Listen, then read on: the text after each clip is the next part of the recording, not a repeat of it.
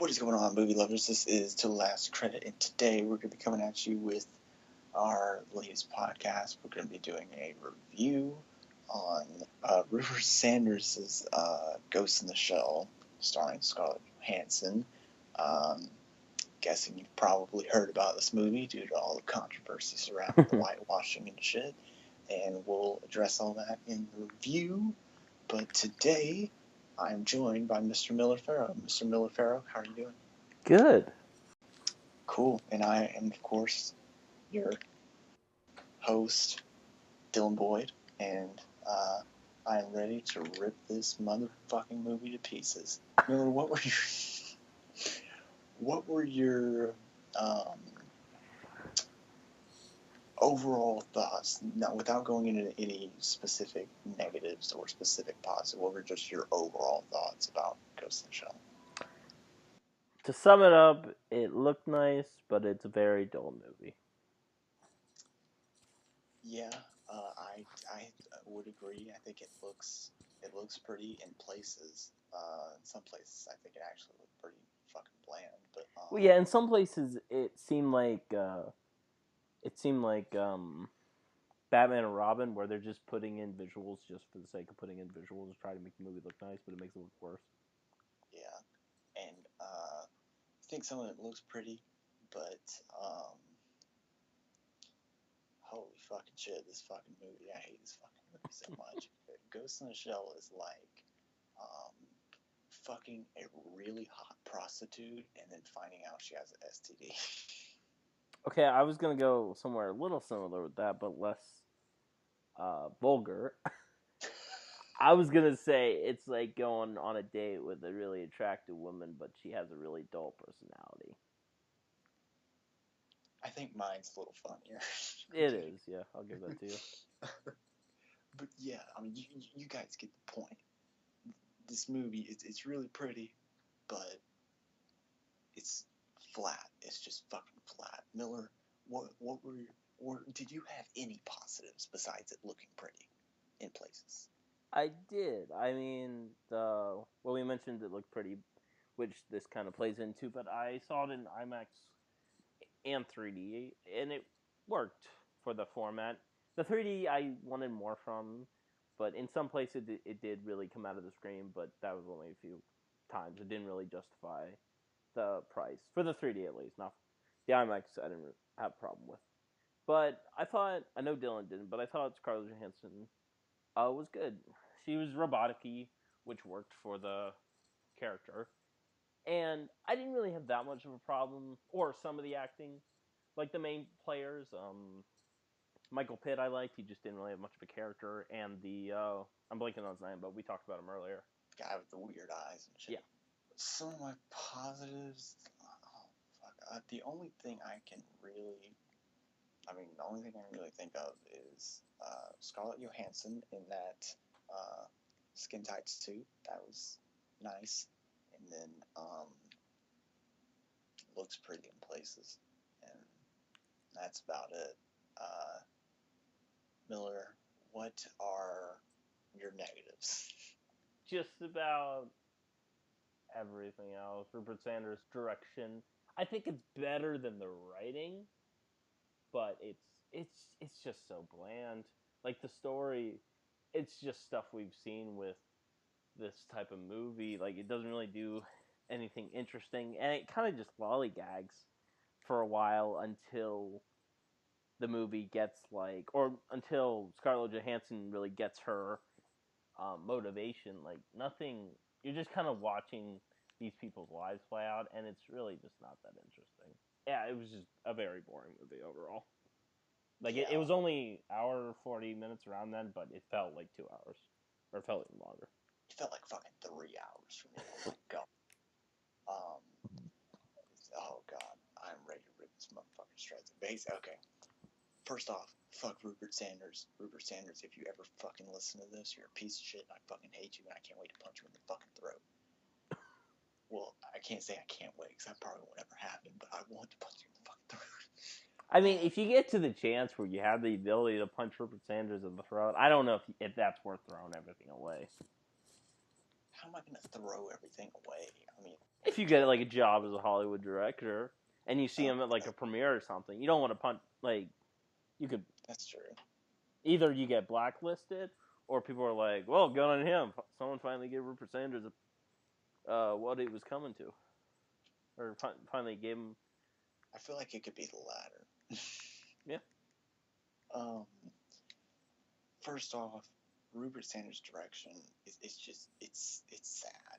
It's bad, and the most of the cast just looks like they're fucking miserable. That is true. And the just the way he just directs his cast is just it's awkward. A lot of stuff in that movie just feels fucking awkward. And although there are some pretty sets and stuff in this movie, there's some parts that are just fucking bland. Like they'll be in one place that they could have added like, some colors or some shit, but it's just gray. And it's unappealing to look at. But I mean, there are some parts that are pretty to look at, but some of them are also just fucking unappealing. Scarlett Johansson, I did not like her in this movie. I like Scarlett Johansson. I think she's a great actress, but I did not like her in this movie. I think although I get the robotic thing or whatever. So you thought she was trying, it just didn't work out. Yeah. It was probably just Rupert Sanders, really, but just the way he was directing her, but the way she would deliver her lines just felt so flat and dull that I was completely uninterested in her character. Like, the emotional moments that she tried to have in that movie, I didn't get any emotion out of them because of her acting and because of how dully she delivered her lines. Let's see. The first hour and 15 minutes of this movie feels completely fucking pointless. Like, it as you said, it just feels like people's lives are just playing out. Like, it doesn't really feel like anything. And then when it actually gets started and you see where the fucking plot is going, it kind of starts. It feels like you have one movie in here just about her just hunting people down, and then a completely different movie about her trying to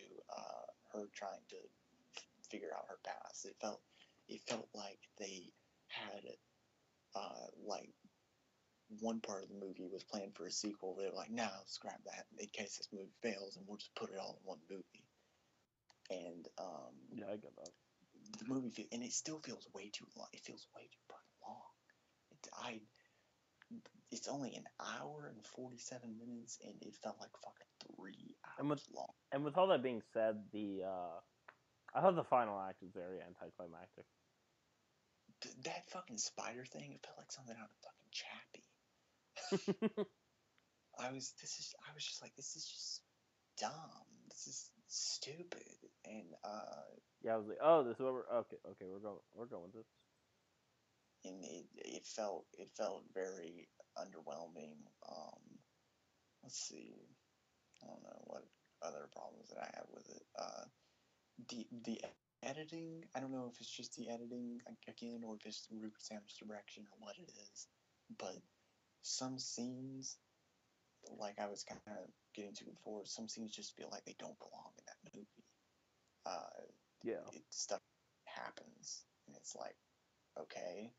And I mean, that's probably both of their faults. So yeah. And let's see, what else? I think the writing is just fucking atrocious. I mean, there are just lines in this movie that feel like something out of an 80s B movie. It doesn't feel like something that modern fucking writers would come up with, like the join Honka or be destroyed. And I was like, what the fuck is this? And oh yeah, and the name of the company, Hanka or whatever, all I could think of was Hunka Hunka. That's all I could fucking think of. Yeah, you go ahead and talk about that huge, unexpected, just surprising, out of the blue, never saw it coming reveal. Well, yeah, the thing that's kind of bullshit about it is you could tell. I mean, we knew beforehand, which maybe doesn't help our case. Yeah, I knew. Well, I knew beforehand. Well, you told us. Remember? Okay, yeah, that's right. I told you guys. But you could easily tell that one was Asian at the beginning, right? Yeah, I could tell you. Yeah, I mean, it's just, and then I just don't get that. Like, I mean, it's just stupid that they did that because they already whitewashed the role and they made it even more racist. But it was just weird that I just found it weird that people were acting like it was a big surprise. Like, yeah, it was it was in plain sight from the beginning, and then when she showed up when the Asian mom showed up, they're like, what? Which I just found people's reaction to that kind of odd. But like it's frustrating because they could have done something interesting with it if they were smart. Like they could have like kind of been making fun of themselves and how they whitewash the role, but the writing doesn't just come off like it's clever enough to actually do that. And let me just say that I was never one of those people that was going into this movie wanting to hate it just because of them whitewashing that role. I think Scarlett Johansson is great. Would I have rather had an Asian actress? Yes, but I'm not one of those people that's going to deliberately hate a movie just because a role in it was whitewashed. But the thing Multiple roles. Okay, yeah, multiple roles. That's what I was getting to. The thing is, it doesn't make any fucking sense. Why, like, in the context of the movie, it doesn't make any sense why some of these people are white. Because they're in Tokyo or they're somewhere in Japan. And her mother is of the correct Asian, nationality. Her mother or whatever is Asian. Her original human form or whatever, she was Asian. Everyone in the fucking country is Asian. So why the fuck are the people that are running this company white, and why did they make her white? It doesn't make any sense, and a lot of it, I hate to say this word because it's used a lot, it's thrown around a lot by SJWs, but a lot of it is really cultural appropriation. Like when they're fucking playing the Asian music when Scarlett Johansson or whatever is doing something, whatever. I'm like, why are you playing this Asian music? Why did you set this music in Tokyo? I mean, why did you set this movie in Tokyo? Why didn't they just set in like fucking New York or something? And they could have just made everyone white, and it would have made more sense. It would have pissed people off, but it would have been. Yeah, it would have pissed people off, but it would have made sense. It would have made sense in the context of the movie. It's like what they're doing with Death Note. Yeah, you could have played it off like an American adaptation, but you didn't. You had to put it in Tokyo, and or their version of Tokyo. And yeah, I don't know where the fuck they were. They were somewhere in Japan, but I'm just saying Tokyo just because that's the first thing that comes to my mind. They're somewhere in Japan, but I mean, they had to base it in Japan and make it more of a Japanese thing, and they could have just gone like the American way or whatever, and just put it in like New York or something. It would have made sense. Would have pissed people off, but it would have made a lot more fucking sense.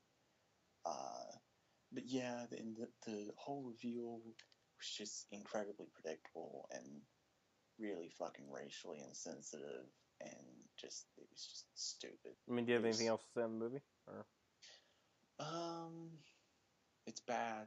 It's really bad. Don't go see it. Go see Logan again, or Get Out, or something better. Or give a ticket to one of those movies and go in to go see the show. That's what I almost did. I almost did that. I kind of wish I did. Kind of. Yeah, don't support Rupert Sanders. He makes shitty movies, and he's a shitty person. So it'd be funny though if like fucking next year Rupert Sanders makes some fucking movie and wins Best Picture. That would be hilarious. That would be hilarious. And it's like some racially appropriate movie. It's like a sequel to Moonlight or some shit. Yeah. Or like Moonlight except with Asian people. So yeah, this movie it's bad. Please, well, you can go see it, but I advise not buying a ticket. I advise like fucking buying the ticket for a better movie. But or just don't go see it at all. Don't waste your fucking time. Don't waste an hour and 47 But if you do minutes. go see it, it's kind of doesn't really go along with what you said. It looks nice on the IMAX screen. So, Gotta give it that. Miller, would you say this is the worst movie you've seen this year so far in the theater? I don't know. It's between that and A Dog's Purpose. Oh yeah, that's right. You saw A Dog's Purpose. I did see A Dog's Purpose. It's definitely which coincidentally it got out that whole animal abuse thing was bullshit right after the movie came out. So I mean, I don't know, because like A Dog's Purpose, like it wasn't like, I don't know. It's hard to compare the two. It's definitely the worst movie for me. I mean, the second place would be Kong Skull Island, but Kong Skull Island doesn't even fucking compare to how fucking bad. Yeah, Kong's in my top 5 probably. Top 5 worst of the year. Yeah. You've only seen like 11 or 12 movies this year. I mean, I've seen enough to have a top 5. It's not gonna look like that by the end probably, or it just depends how many shit movies I go to see, but hopefully not. But yeah, it's definitely my worst movie of the year so far, because at least Kong Skull Island felt like felt more competent. Huh? It felt more competent. Yeah, and it felt actually fucking coherent, unlike this movie. But yeah, Ghost in the Shell. It's bad, but have you seen it? If you have, let us know. Did it make your ghost want to go to sleep, like Dylan and I's? Tell us what you think of it. If you like our review, leave a like. If you are one of those dickheads that disagree with our opinion and hate us for it, then make sure you leave a dislike. And make sure you subscribe and check out our website, totallabscredit.wordpress.com. And with that, make sure you pray to your Lord and Savior, Rupert Sanders, tonight. I think it's Ruben, right? The last credit, saying goodnight, fuckers. Well, okay.